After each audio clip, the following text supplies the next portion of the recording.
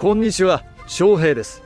今日の日本株式会社物語はキリンホールディングスです。ビールで知られる会社ですが、今のキリンは清涼飲料、ヘルスサイエンス、医薬まで持つ企業グループです。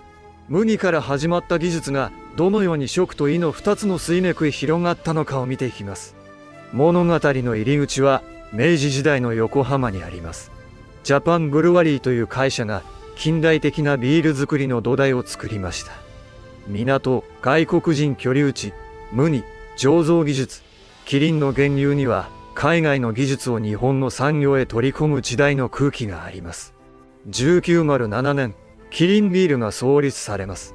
ビールはただの飲み物ではありません。原料を選び、発酵を管理し、品質を揃え、冷やして届ける。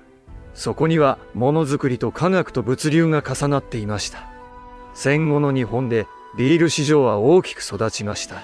高度成長の時代、人々の暮らしが変わり、外食や家庭の風景も変わっていきます。キリンはこの波の中で国内ビール会社としての存在感を強めていきました。1956年から1964年にかけて、日本のビール需要は大きく伸びたと公式遠隔は説明しています。ここで大切なのは需要の伸びそのものだけではありません。大量生産、品質管理、販売網を整えた会社が時代の追い風をつかんだということです。しかし、一つの市場だけに頼る会社はいつか壁にぶつかります。キリンは197年代以降、食領域への多角化を進めます。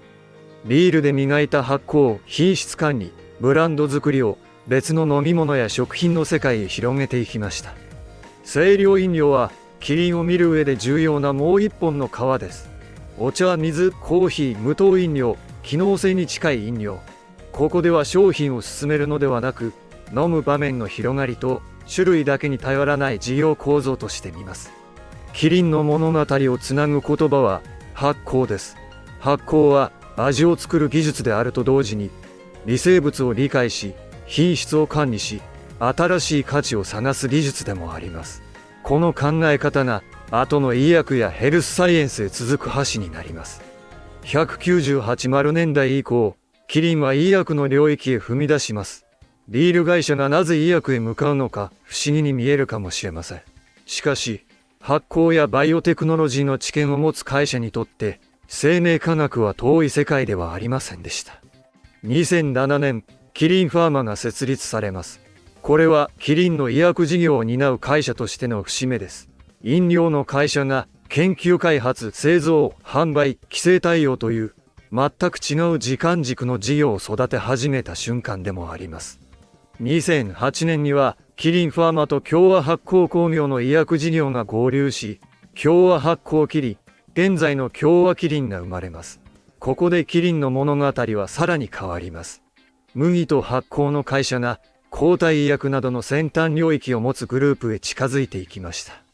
医薬とは別にヘルスサイエンスという領域も育っていきます。これは薬の話ではなく、日々の暮らしと健康意識に近い事業です。ただし、ここでは効果を断定しません。企業の研究開発と事業領域として慎重に見ていきます。2010年、キリンはプラズマ乳酸菌を発見したと公式遠隔に記しています。乳酸菌という言葉は身近ですが、企業にとっては研究、製造、表示、品質管理が必要な領域です。発酵の知見が健康科学へ伸びた例として見ることができます。2017年にはアイミューズが発売され、2020年には関連する機能性表示食品の届け出受理がありました。ここでも大切なのは効能を強く言うことではありません。食品と健康の間には科学、表示、規制、信頼があるということです。2019年、キリンはファンケルと資本業務提携を行いました。スキンケア、サプリメント、通信販売、研究開発。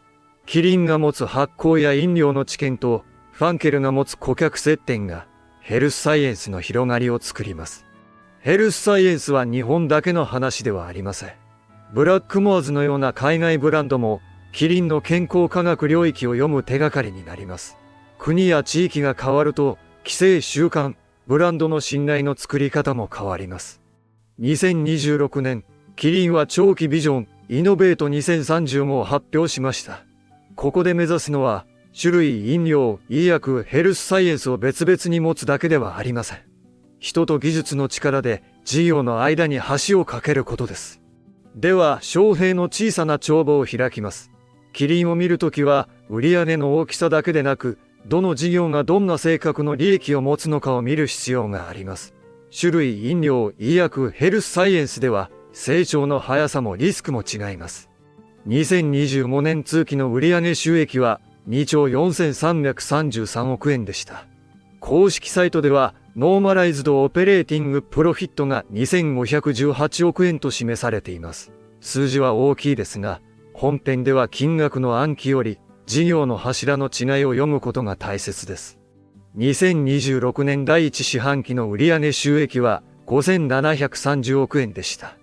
事業利益は499億円。親会社の所有者に帰属する四半期利益は270億円です。四半期の数字は通期の途中経過として落ち着いてみます。2026年通期予想では、売上収益は2兆4800億円とされています。予想は会社がその時点で見ている地図です。確定した結果ではないため、投資家は予想、進捗、事業環境を分けて読む必要があります。キリンの柱は種類、清涼飲料とヘルスサイエンス、医薬です。種類はブランドと市場、飲料は日常設定、医薬は研究開発と規制、ヘルスサイエンスは科学と信頼。この違いが会社全体の見え方を変えます。第一の鍵は国内種類です。市場が大きく伸びる時代ではなくても、ブランド、価格、商品構成、販売チャンネルで利益の形は変わります。ただし、これは印象を進める話ではなく、事業構造を読む話です。第2の鍵は清涼飲料です。飲料は日々の生活に近く、気温、消費者の健康意識、コンビニや自販機、物流の影響を受けます。小さな一本の飲み物の裏には、製造、販売、ブランドの大きな仕組みがあります。第3の鍵は医薬です。協和キリンを中心とする医薬事業は、研究開発に時間がかかり、規制や薬価の影響も受けます。その一方で、成功した薬や技術は、飲料とは違う利益の形を作る可能性があります。第4の鍵はヘルスサイエンスです。ファンケルプラズマ乳酸菌、海外ブランドなどが関わります。